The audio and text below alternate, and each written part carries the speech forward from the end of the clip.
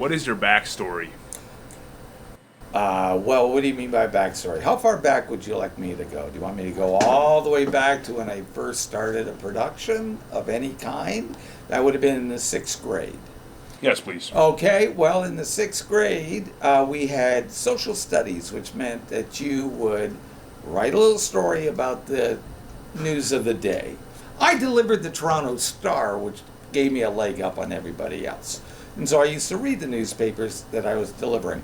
So everybody would write a little composition. I did a little composition, but what I did was I did it like a little newscast, and I'd have little commercials, which I had on a little record that my father gave to me because he worked in advertising, and I'd play it in between. People thought, that's pretty awesome. So then the next week, I had 3 people do the newscast. I did the news, somebody did weather, somebody did sports, we played the commercials in between. About a month later, we're doing it for like a general assembly in the gymnasium. And people say, very innovative what these kids are doing. I like doing that. Then I started to write plays. Then I started to write little skits and comedy things. I used to get my father's Super 8 camera, and I'd listen to a song, and we'd shoot it. Then I'd take it up to the drugstore, give the Super 8 film to them. It'd take a week to get it processed. I'd bring it back. I'd cut it and edit it, and then I'd play it to music. That's like in grade 7. And then I took theater in high school, and then I said, I really want to do this. And so I went to college, and in college I studied radio and television production, and I worked in 3 radio stations in Chicago on the air. And then I got into TV once I came back to Canada, and then I did that for 35 years. That's the backstory. Who or what influenced you to go into the industry? I think just watching TV shows, watching special events. Like I remember when President Kennedy was assassinated. I remember when they landed on the moon and orbited the moon, and the space race. And I just thought it'd be the coolest thing to be a reporter or to be a cameraman and be able to shoot this stuff and be able to go to events like that and witness it, not only myself but also to make a film story of it. And I would say that those big events. And then when it came to people like in radio, back in the 1970s, Larry King was at his zenith. He was an all-night radio host, and he was fantastic. And I used to be on the radio and listen to his show. He was that good. When I was playing records, I'd listen to his show and hear who he was interviewing and stuff. And we both went on from midnight to 5 o'clock in the morning, so you would have to be a big influence in radio. Can you give a brief glimpse of what you have done in the past to now? Oh my God. Virtually, without bragging, name it, I've done it. So if you want live sports, I've done hockey, baseball. I directed baseball games and hockey games, produced it. I trained on air, the play-by-play and the color guys, and how to organize sporting events. I did political conventions. I did the Toronto International Film Festival, all the press conferences and one-on-one interviews and red carpets and magazine shows. I did a news magazine show with Dale Goldhawk for 11 years. We did 1,900 shows. I've produced election night coverage. I've done documentaries, all kinds of stuff. And what have you learned along the way? I've learned that it's all about research. It's what I love the most about it, is doing the research and knowing everything I can possibly know about a subject that I'm investigating or doing a show on. Doesn't matter. You say, well, how do you investigate a hockey game? Well, who are the teams? Who are the players? Who are the coaches? What are the records and what are the trends and things like that? It's just you have to know the pro, the con, and the affected. And if you're investigating all of those things, the more learned you are, the better your production will be, and the more fulfilled as a person you will be. What was a major challenge you had to overcome, and how did you push yourself through this situation? Major challenge in what? What do you mean? In the industry. Well, I mean, the most major challenge was being forcibly retired and having to reinvent yourself. Fortunately, I'd known I'd want to go into education, and I had a life plan for that. To go to teachers college and to try to find a college in which I could apply my former trade.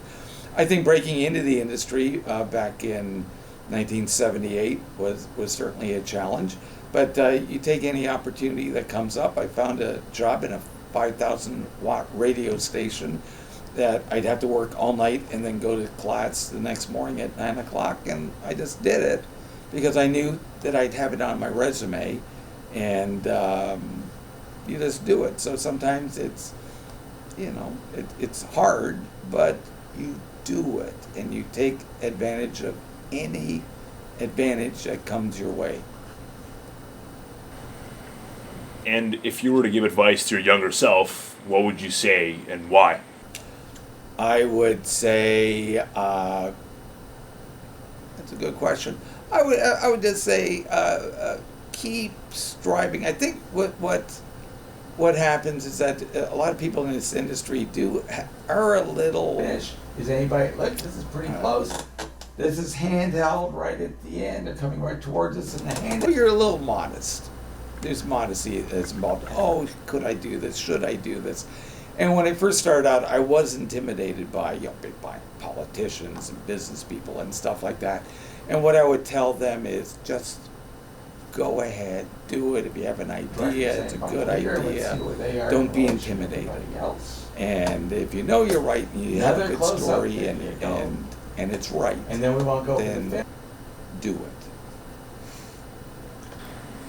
What's your favorite part of your career thus far? I would say, honestly, I love being a professor. I do like it.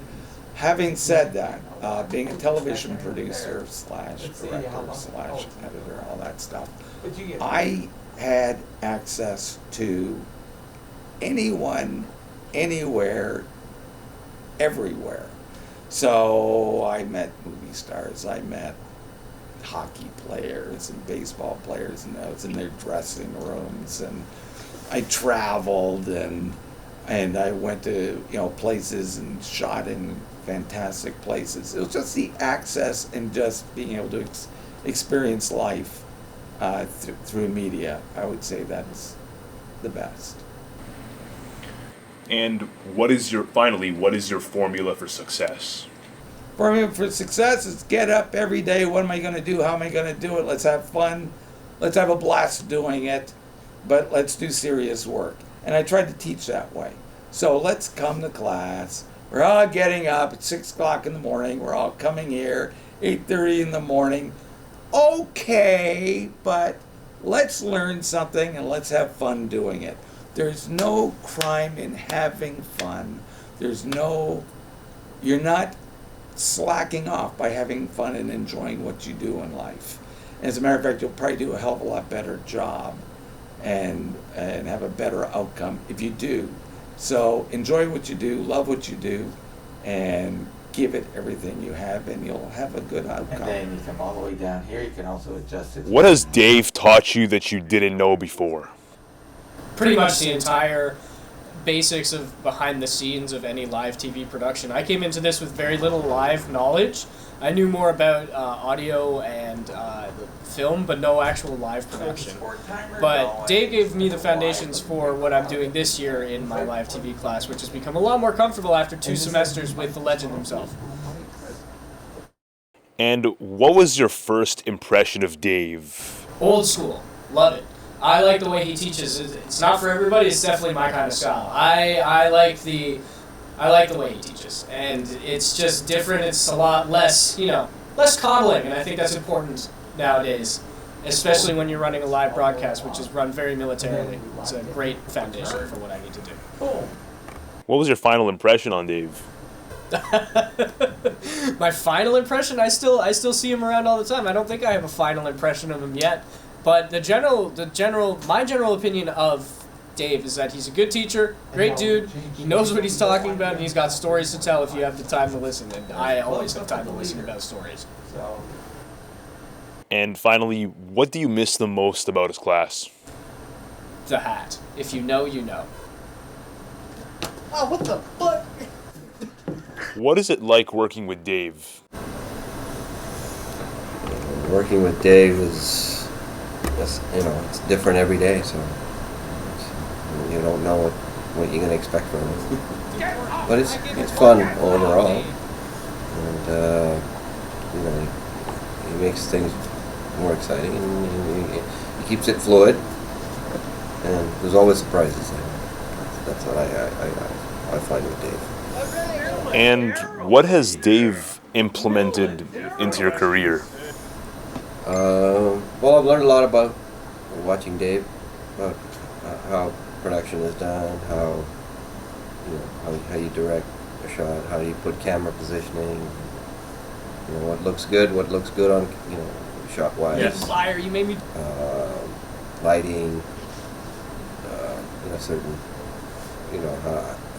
how he interacts with the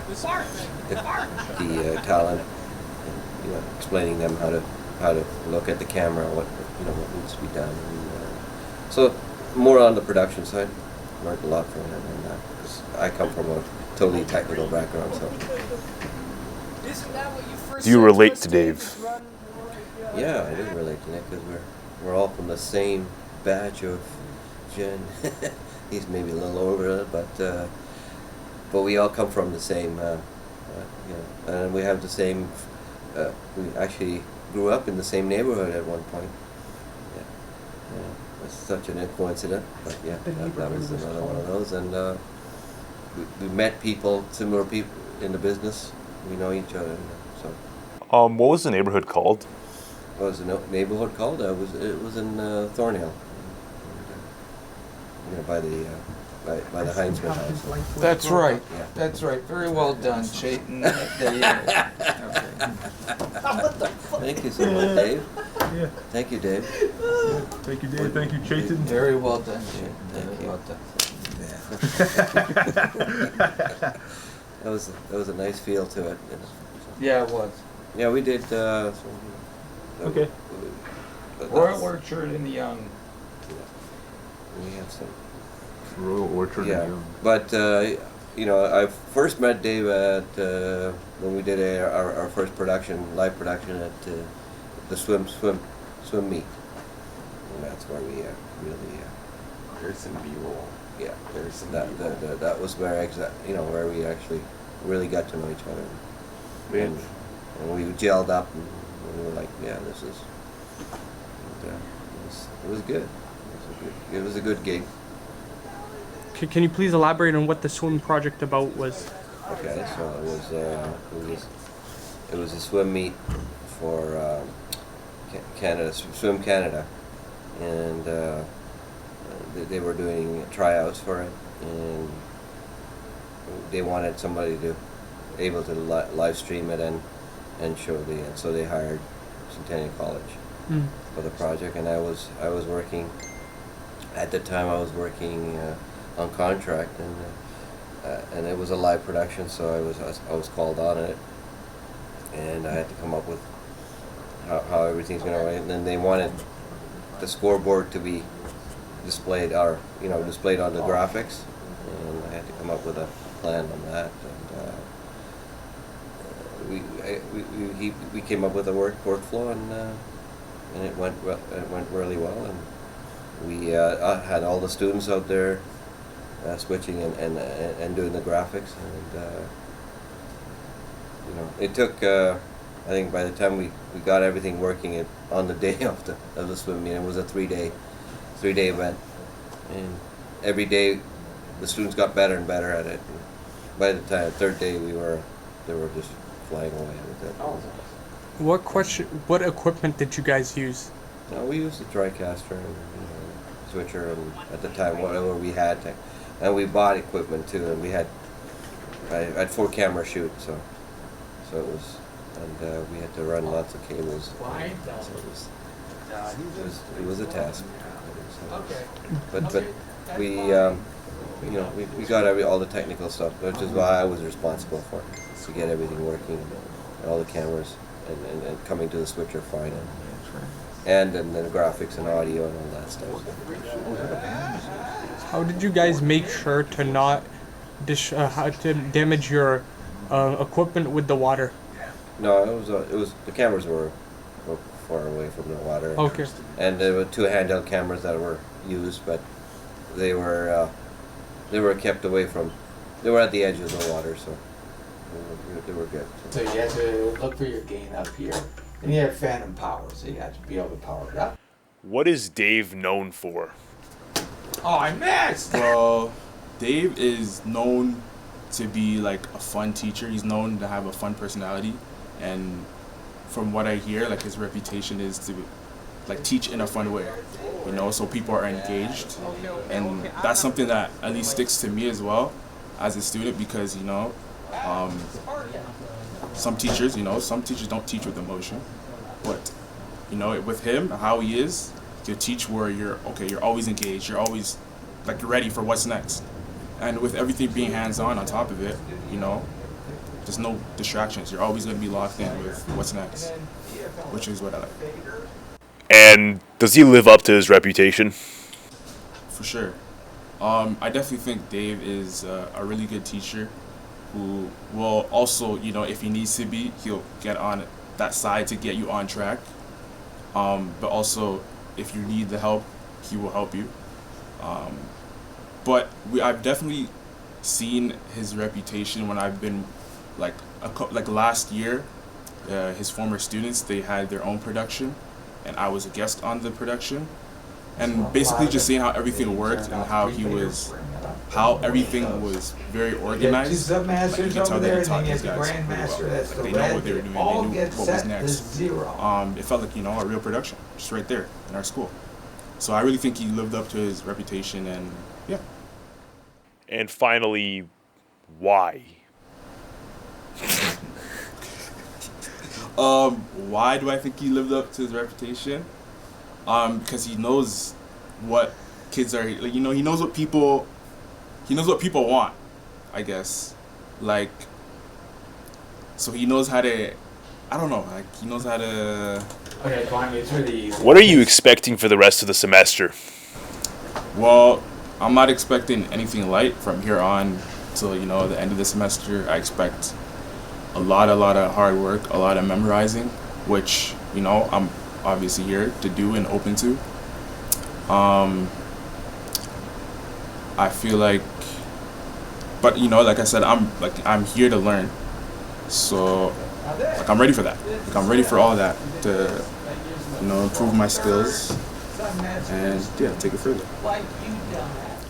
What has Dave taught you that you didn't know before? He definitely taught me how to solve problems real quick. I feel like everyone knew that before, but not in this specific way. So you have to be a critical thinker, you have to do things faster. So that's something that I learned from him. And what was your first impression of Dave? I thought he was like one of those old grandpas, really adorable. No offense to Dave, he's one of my favorite teachers ever.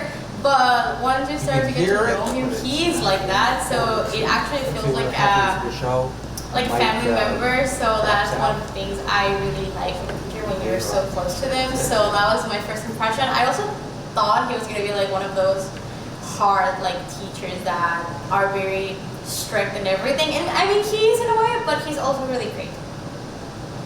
And what's your impression of him now? I think he's one of the most wonderful people ever. He taught me really well how to solve problems, a lot of live TV, which is essentially what I want to do with my life. And seeing his career and all that he knows is something really, really great, and I admire him very much. And finally, what do you miss the most about his class? I miss being able to do shows for every occasion, even if it was Christmas special, Halloween special, all of those moments, just having to be there and plan everything. That was one of the most special thing. And hang out with Macy, his dog. That was amazing. Okay. Thank you.